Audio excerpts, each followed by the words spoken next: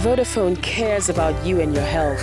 Through our 255 call center, we have empowered Ghanaians from across the country with our unique phone-in medical consultancy. We also bring you Health Fest, where a trained medical team travel the nation giving free medical treatment. But it all started here on your TV screen with the award-winning television program, Healthline.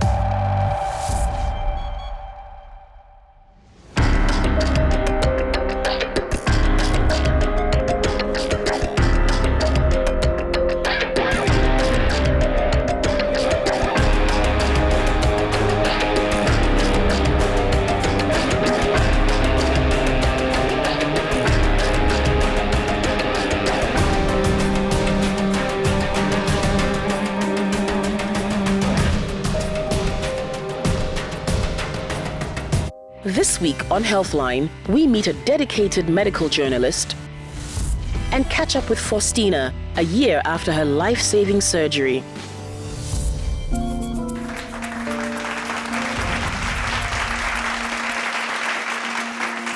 Good health is not something you need to get. It's something you have already if you don't disturb it. Welcome, everyone. This is Healthline. I'm here with Lorraine. Hi. Ruth. Hello. And Bright. Hello.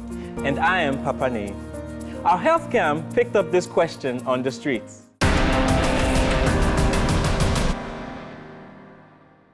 I'm Emmanuel Mensah. I want to ask the question why people have liver problem. Emmanuel, thank you very much. Now, I'm sure we all want to know exactly what the liver is and where we can find it. This is how the liver looks. If you divide your abdominal cavity, that's the area here, into 4 quadrants, the liver is found in the right upper quadrant, around here. It's an essential organ because it's like a manufacturing plant. It's responsible for manufacturing a lot of things. For example, something we call clotting factors. If you are bleeding, it will make the blood stop. It's also responsible for detoxifying a lot of the harmful things that we take into our body. The liver gets rid of a lot of them and makes them less toxic than they are. Also, when you want to break down things that we take in, the fats, the oils, the carbohydrates, proteins, it's very important. When you take in a drug, it needs to be broken down so that it can be used. The liver is your organ. So I'm actually happy that you asked what causes liver problems, because it's very common. Largely, you can group them into infections, which we've heard about a lot. And that can be either bacterial or viral. I'm sure you've heard about hepatitis. That basically means that your liver is inflamed. And that's the commonest form of infection that we have, the viral hepatitis. You can also have a condition in which your own body cells are fighting against your liver. And that's what we call autoimmune diseases. So you can have somebody whose body cells have fought against the liver so much that the structure begins to change. It hardens and is not able to function as well, okay? Then in some people, they have problems with storage. You don't store things the way you're supposed to. In some people, they store too much iron, and this iron will damage the liver, and the liver is not able to perform as much. A very large category of conditions that cause liver problems are classified as other conditions. You have alcohol intoxication. And I'm using the word intoxication because actually it's when you take it in excess that can cause damage to the liver cells, and then eventually you begin to lose the function of the liver. And that's actually one of the commonest things that you can find. Let's not forget the cancers. They also cause liver problems. Now, let's not forget herbal medications. Our good old herbal preparations that are being floated all over. We don't know the effects that they can have on certain vital organs, such as the liver. So you may be taking them, it's good for this, it's good for that, and before you know it, your liver is kaput. Obesity also affects the liver. There's something we call fatty liver. And this happens when you have a lot of fat content in the body, and this inhibits the liver's function in the body. But then how would you know that you probably have a liver problem? There's some things you have to look out for. For instance, if you have jaundice, this is yellowing of the eyes and sometimes of the skin. This is one of the major signs of liver disease. Again, if you begin to experience right upper quadrant pain, then that's also a likely sign of liver disease. Other signs and symptoms you might want to look out for are really dark-colored urine. In some cases, you might have pale stools, so your stools will actually look a lot less brown than before. In some cases, you might have your stools being darker, almost blackish in color because of the liver issues. You might have itchy skin, and occasionally when you even bleed, you might have a problem clotting the blood. So all of a sudden, you're bleeding a lot more than you should. So remember, when you have liver problems, you can either have given them to yourself or you could have been born with a problem like that. And one of the most common conditions, like Ruth was saying, chronic alcohol abuse. So as much as possible, try to avoid drinking so much alcohol if you can. Emmanuel, I hope that answers your question. Now, Victor from Sege sends us an SMS and it reads, "My wife has hepatitis B. Is it possible for me to get it too?" Victor, you are at risk of getting hepatitis B from your wife. I mean, the chances are very high. Hepatitis B is actually known to be even more infectious than HIV. Now, you can get hepatitis B through sexual intercourse because there's a transfer of body fluids, and hepatitis B is known to be found in body fluids such as saliva, semen, vaginal fluids, apart from also being transmitted through the blood. So in your case, what you need to do is to go to the laboratory and get tested. If the test is positive, then that's unfortunate, but nevertheless, you can adapt healthy lifestyles to keep your liver still very healthy. If you're negative, then you'd have to do another test to see if you are immune, meaning that your body has developed antibodies or a resistance against the virus. But in the case that you're not immune and you're negative, means that you need to get vaccinated as soon as possible. So this is something you should know about. So does that mean that anybody who's hepatitis B positive can transmit the condition? There's something called the E antigen, which determines your infectivity. So if you have the E antigen, that means you are highly infectious. If you don't have the E antigen, you probably have what we call the E antibodies, and this means your infectivity level is very low. So it's good news she can be positive and not transmit it to her husband. Exactly. Yes. Nice. Now, let's remember that there are also some preventative measures to take to prevent the spread of the condition from one person to another. Remember that hepatitis B is a virus that is spread through bodily fluids. If you are sharing personal artifacts, I mean, definitely your razor blade would have some blood, your toothbrush may also have some blood and some saliva mixed together. So if you're sharing these personal items, then there is a high risk. Now, Victor, in this instance where most likely your wife may be infective, we would advise that you and your wife have protected sex until she's clear from infecting you at this point. If you and your wife indulge in deep kissing, we would discourage that because with deep kissing, there's a higher risk of exchange of saliva that may be mixed with blood and may put you at a higher risk of getting hepatitis B. Beatrice has made a name for herself within the media circles. For her, reporting isn't just about giving accounts. She's our profile for the week.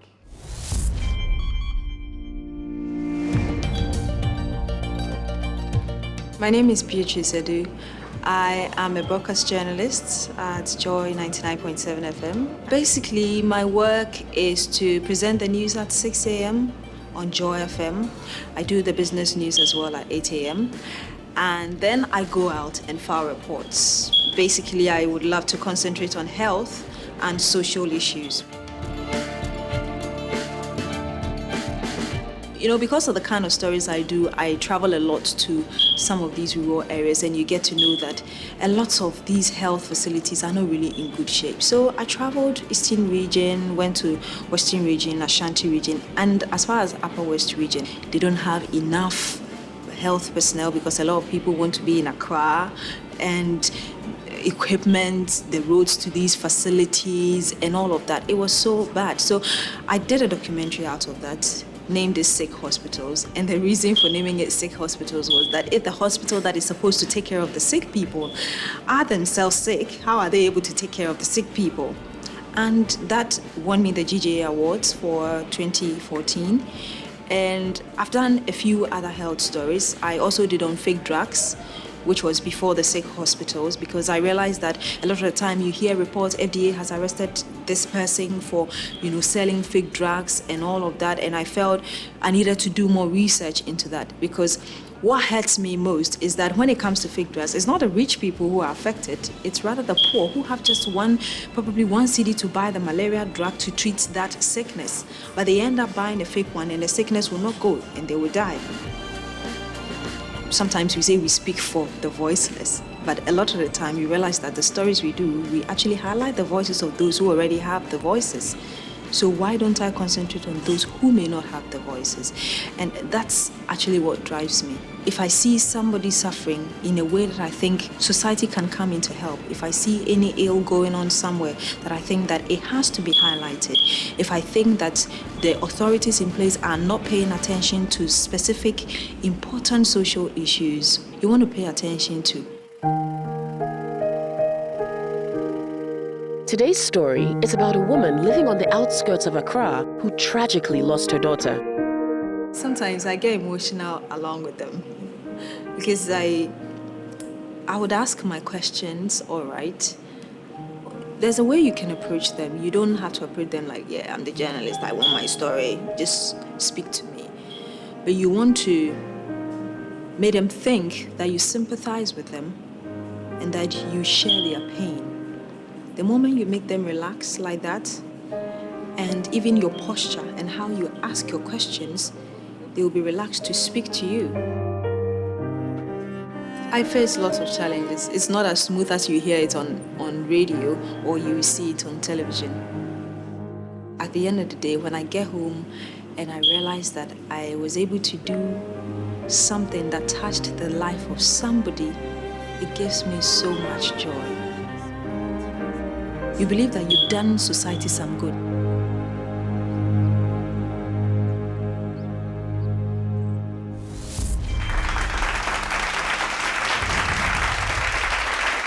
Beatrice is more than fulfilling the expectations of her profession. She is indeed delivering on the expectations of humanity. Well done, Beatrice. Keep up the good work, and we will be right back.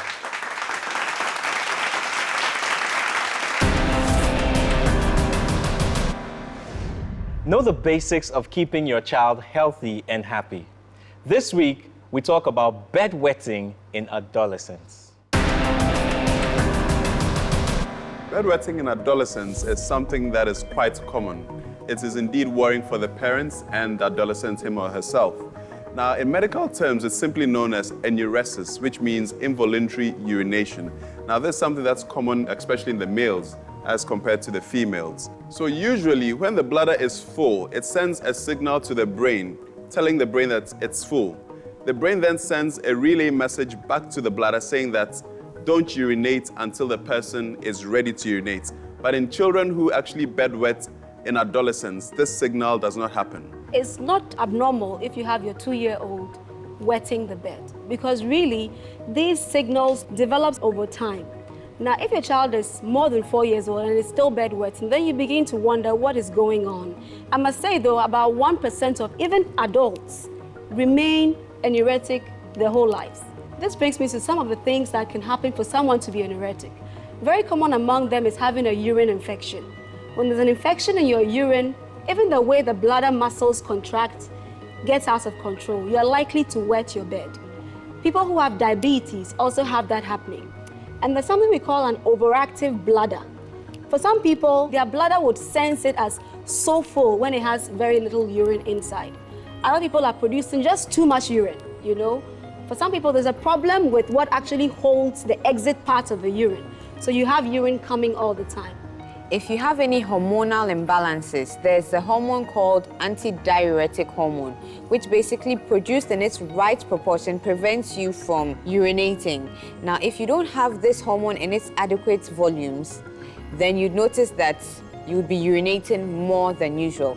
Now, one thing that we cannot overemphasize is the effects of stress on a child that is bedwetting. The stress of always being told you're wetting the bed, it feeds a vicious cycle which will keep them wetting the bed. No, another way to also handle this is to encourage your child to urinate just before going to bed. Sometimes they actually keep the urine in for a long time and go to bed with it. And when that happens and the bladder is very full, it just stimulates the bladder and you urinate. But parents should actually notice that this is actually something that is very embarrassing to the children and they feel guilty about it. So the way you handle it, if it's not done well, could actually result in low self-esteem. If this is becoming a problem, it's advisable to see a doctor who can look into it and best advise you. Learn the truth about your health. Time to bust a myth.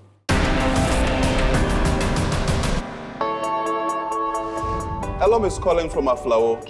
Hello, Elam. What do you have for us today?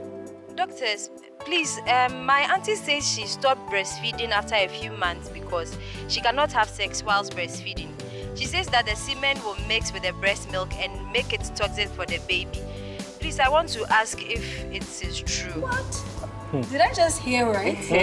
You heard very right. Okay, let's see. What's the connection between the breast and the semen mixing up? You know, sometimes you wonder where the myths come from and you just can't fathom. I suppose the closest thing I can put together is that probably they are the same color, breast milk and semen. But Elam, even mixing up the several permutations going on in my head, I still cannot understand how semen managed to swim all the way into the breast. You know, and mix up and be toxic to your child. The semen produced your child and it wasn't toxic, but suddenly it will mix with breast milk and be toxic. I just can't understand. Elam, I don't think there's an iota of truth in this one at all. So please continue breastfeeding your child because your child needs the breast milk. And don't deprive your husband while you're at it. So you can kill two birds with one stone. Breastfeed, have sex, enjoy a healthy, sexy life at the same time. The following segment contains material of an adult nature. Viewer discretion is advised. Let's address your sexual health concerns on Sex Talk. This time, we turn to our audience. Hello, doctors. My question is, are you ever too old to have sex? You know, you're never actually too old to have sex. Even our seniors who are 80 years and above are still having sex and they're enjoying it. It's actually known to be very good for their health. You know, provided they don't have problems like heart disease or arthritis that makes their joints so painful and inhibits sex. Even in that case, you know, you could actually see a doctor who would give you medications to at least manage your heart condition very well, manage your arthritis very well. And I think it's something that we should encourage in our old people, provided they're still strong enough and still have that drive and desire to go for it. And Brad, besides, who says that sex always has to be kinky? It doesn't have to be. I mean, I don't think you ever get too old for foreplay. Yeah. There's so many other things you can do. I don't think you should limit yourself, even if you just have arthritis or heart disease. There's still so much you can do. We'll be back right after the break.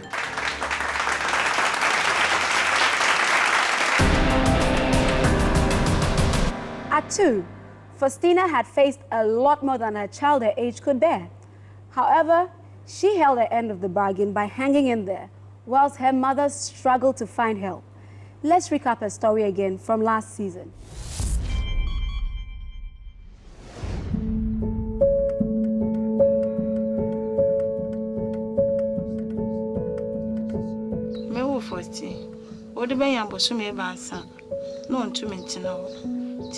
I'm hospital.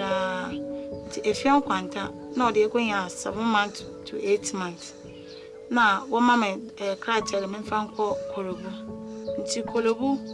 Now, if you're in a position, we move on down a fan, abandon up. Ah, don't show me, young boy. I'm a friend behind.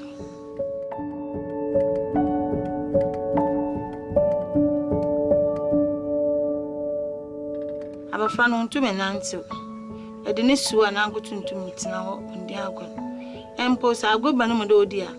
Oh dear, I'm going to buy him down a waitress. I should. Yalaban in Toboju baby. My mamma no care them in 2 and 10. Until all my show, but I don't know meeting me whatever me then. I got on it one day.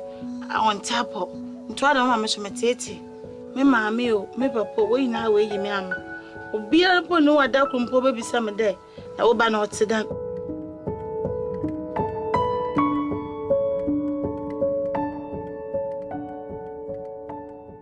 On them there 1 year nipple 180.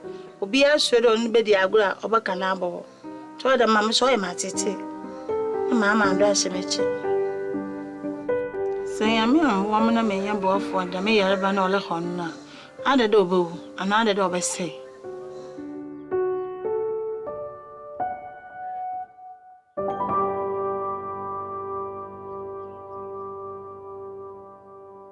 The following scenes contain images that could disturb sensitive viewers. Viewer discretion is advised. Well, Faustina was referred to this center with a suspicion of what we call a congenital heart disease. a very complex hole in heart condition that is referred to as the blue baby syndrome. The main problem here is that she has a hole in the heart. Apart from that also, she does not have enough blood getting into the lungs. The slightest thing she does, she's tired, she's exhausted. So when it gets to critical levels, then she faints and she has a seizure, she convulses. What we intend to do today is the first stage in her surgical management. That is, we want to create what we call a shunt to divert blood to the lungs. A shunt is a tube that diverts the blood to the lungs, giving them more oxygen and Faustina more strength.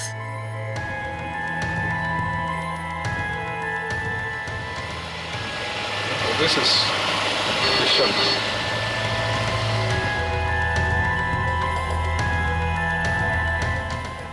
Vodafone came to Faustina's aid and helped her get the life-saving surgery she so desperately needed. Vodafone would like to thank the staff at Kolebu Teaching Hospital for all they have done for Faustina and her mother.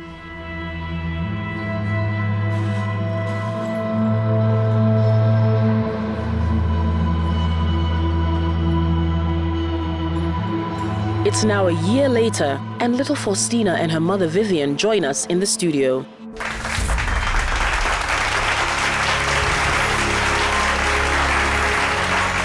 Auntie Vivian, Akwaba. Yeah. Auntie Faustina, Akwaba.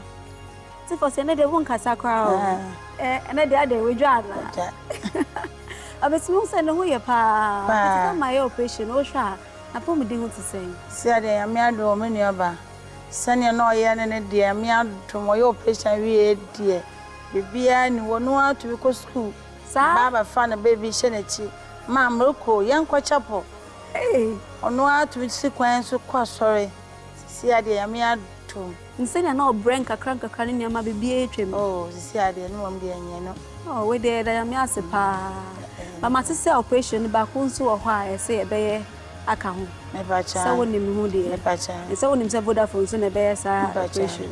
And the Bama Vodafone phone paying for. Omujina ye, a dear droy be by ya, at for senior Yarisa. And Shranka Moina and the two beer quasso. Neo in Sikabuaye, near friend or Baba Bua, a chire operation. Yamon Cron Fan and San Cano, don't to me and more Colana Colana Yarisa. Auntie Vivian and Auntie Faustina, where they damasi pa say 2 years of frame and pa my baby this are dancing and say Aqualani we pa so operation I man and a buana pa na yampa bonnet said Niaka away training so beku ye na BBS pe ewan your meeting. Amen. Amen. Amen. I've had a wonderful time with you all. Thank you for being part of the show. There's nothing more important than your good health. It's your principal capital asset. Don't lose it. Till next week, it's goodbye and thanks for being with us. If you have been moved by the stories or issues you've seen on Healthline, you can donate 1 Ghana cedi by texting GIVE to 133. If you want to donate more than 1 Ghana cedi, please dial *133# and follow the prompts. Next week on Healthline, the street doctor teaches you how to eat safely. And we meet 2 people in need.